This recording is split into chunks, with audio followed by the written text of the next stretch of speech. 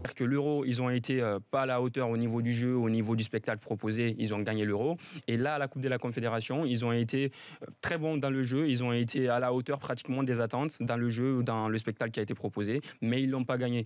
Donc, ce qui veut dire, pour moi, forcément, que dans le contenu, j'ai vu une équipe du Portugal méritante, c'est-à-dire qui a des capacités, qui a su tourner également. On parle beaucoup du turnover de l'Allemagne, mais on oublie également celui du Portugal qui a changé à chaque match. D'ailleurs, pour cette petite finale, Ronaldo qui n'a pas joué, beaucoup de joueurs qui n'étaient pas là, 6 à 7 joueurs qui n'étaient pas là. Ça prouve également qu'ils ont également une équipe à prime, pratiquement, un petit peu comme l'Allemagne, qui est capable également de sortir la tête de l'eau. Et pour cette petite finale, pourquoi un petit plus? C'est que cette équipe ne se laisse pas abattre, au fait. Voilà. C'est que jusqu'au bout, comme on l'a vu face à la France, jusqu'au dernier moment, se battre, sortir les crocs, aller accrocher ce résultat. Et là, face au Mexique, c'était également ça. Jusqu'à la dernière minute. Une équipe de tournoi. Voilà, une équipe de tournoi.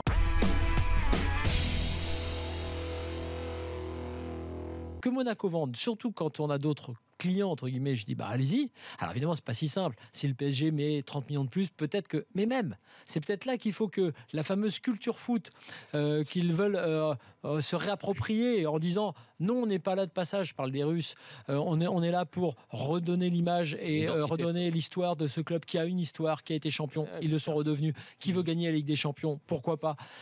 Si vous voulez faire ça, ne vendez pas vos meilleurs joueurs au Paris Saint-Germain, parce que là on touche à un truc de base, et même si c'est 30 millions, 20 millions, 10 millions de plus, on est quand même dans l'éthique sportive et surtout dans le combat sportif.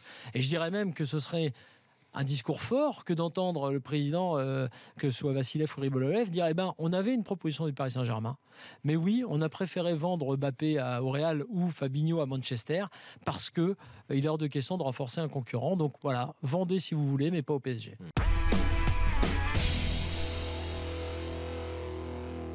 Ça a commencé d'une manière un peu confuse avec l'arrivée d'Oscar Garcia, qui a été un petit feuilleton. Tu avais fait plusieurs avis, Flo, à ce sujet. On a eu beaucoup d'hésitations, beaucoup de tâtonnements, des discordances à la tête bicéphale de la direction stéphanoise, pour finalement arriver avec cet entraîneur que tout le monde encense. Moi, personnellement, je vais vous dire la vérité, je ne le connais pas.